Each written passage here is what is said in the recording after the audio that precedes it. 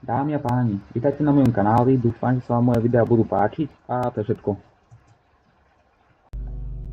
Pre toto video som sa rozhodol, že si vyberiem draky, takže usaďte sa, keď tak si zoberte niečo na jedenie a užite si pozranie, ako som prežil 100 dní vo svete drakov.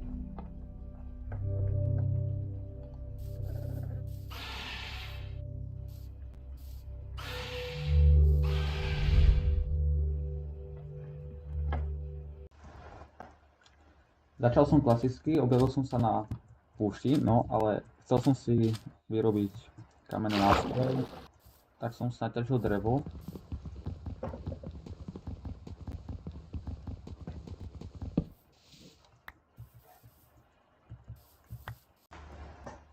Potom som si išiel vyrobiť drevený krumpáč.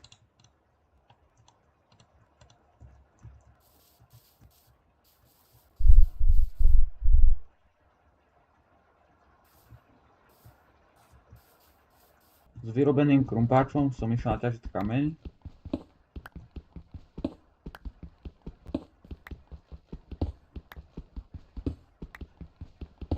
A pri hľadaní kamena som našiel toto orečko. Takže som išiel zistiť, jak sa volá. Táto ruda sa volala Platinum Ore. Bola trochu lepšia než železo.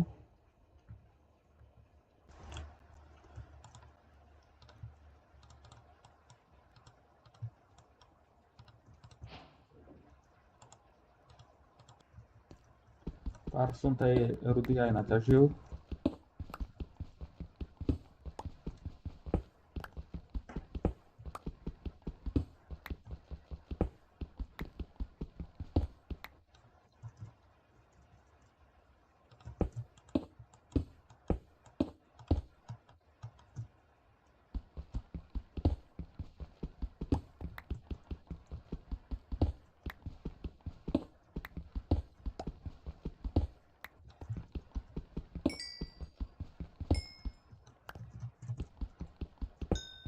Našiel som aj klasické železo.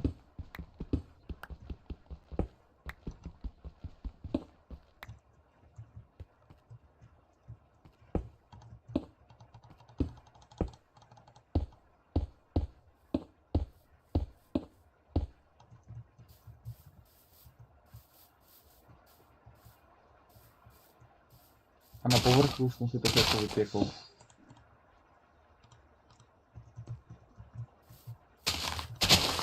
Kým sa to platinium vypiekalo, išiel som zatiaľ preskúmať okolie.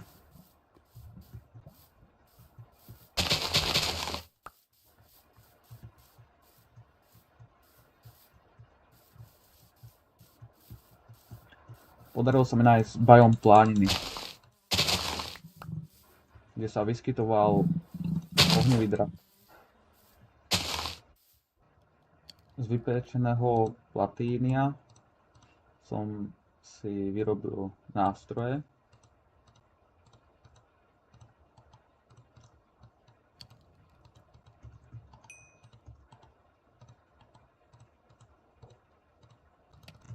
Ubral som veci a odišiel som.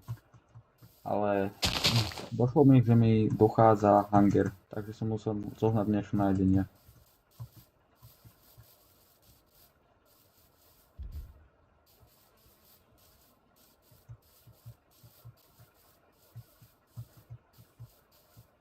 Pri tom, čo som hľadal niečo na jedenie, som zazrel loď.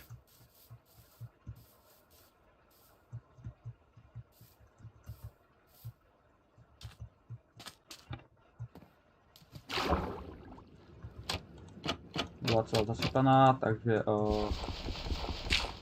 som musel ručno kopať.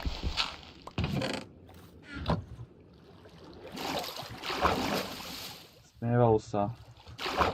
Vychádzali monstera. Ale draci našťastie spali.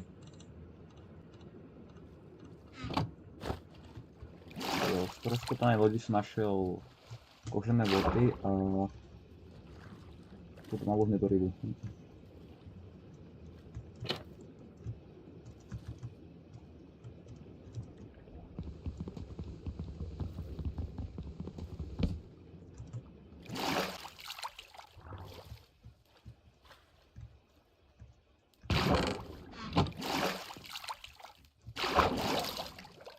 Našiel som aj druhú truhlicu, v ktorej bola mapa s zakopaným pokladom a veľa papiera.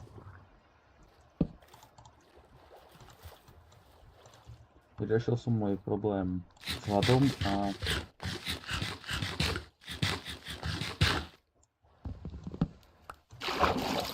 pokračoval som v ceste.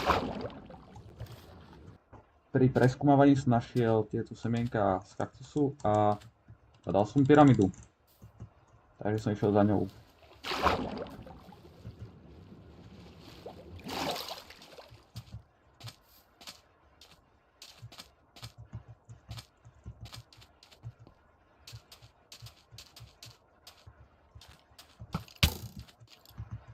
Zbavil som sa otravných monstier. A išiel som vylúčiť pyramídu.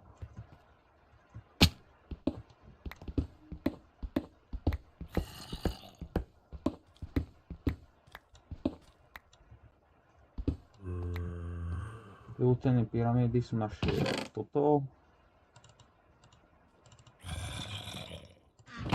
Toto. A toto. A ešte toto. Veľké šťastie. Z 3 diamantov som sa rozhodol, že si vyrobím diamantový krumpáč.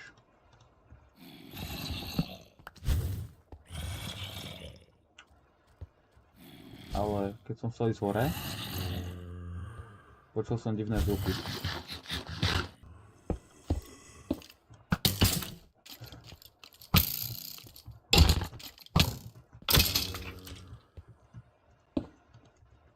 Vystrašil ma skeleton a zobral mi pomoren so veľa životov.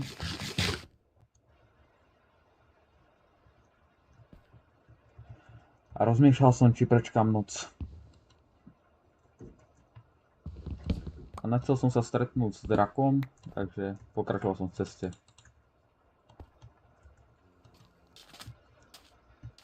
Pri ceste som našiel aj malého draka, úplne maličkého. Ohnivého draka, štádium 1, čo je najmenší drak. A zrazu, v dohľade, som zbadal ohnivého draka. Musel som utekať, lebo vedel som, že ma môže vycítiť.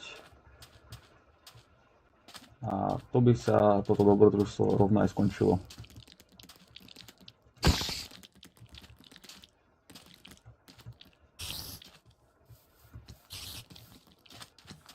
Jak som utekal, tak som našiel kostru draka. A tentokrát oveľa väčšiu a ďalšiu pyramídu. Pekne.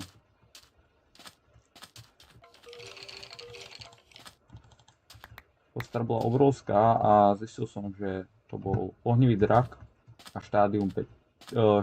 Štádium 4.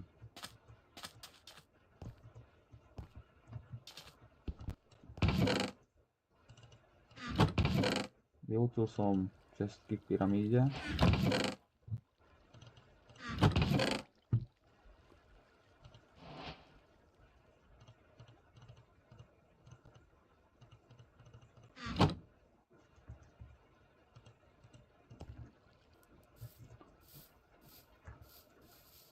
Mojím cieľom bolo nájsť dedinu, lebo pri dedine je veľa jedla a sú tam aj železní golemovia a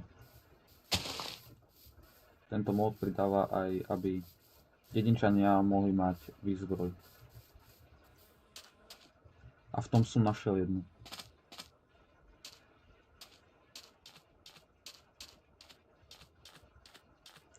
Práve keď mi došiel hunger.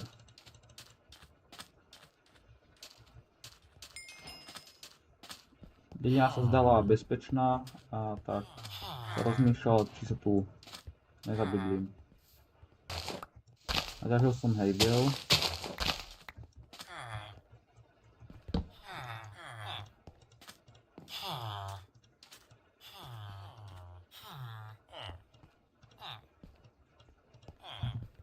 vyrobil chleba a konečne sa zase nájdol.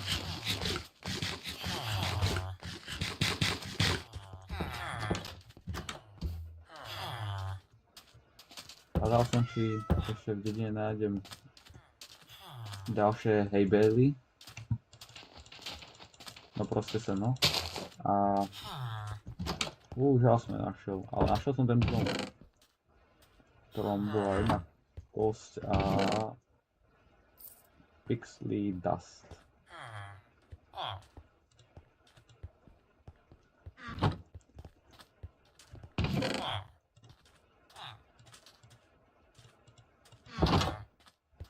Táto knižka zaujala,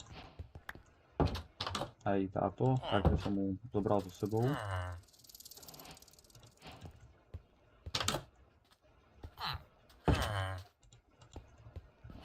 Skúsil som mu tam položiť. A našiel som nejaké inštrukcie.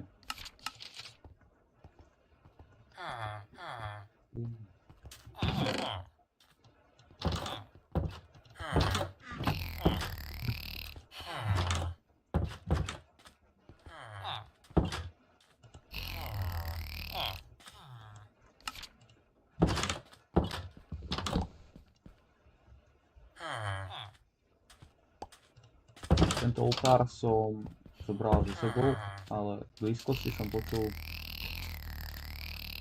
malého draka.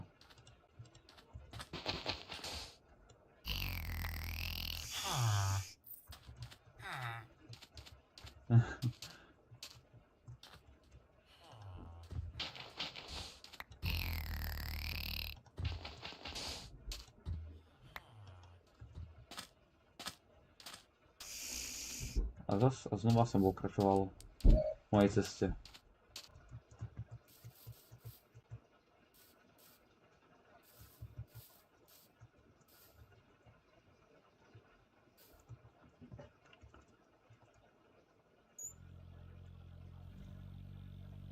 Po nejakých 10 minút preskúmávania som našiel dračie hniezdo a to je draka, ktorý išiel na mňa.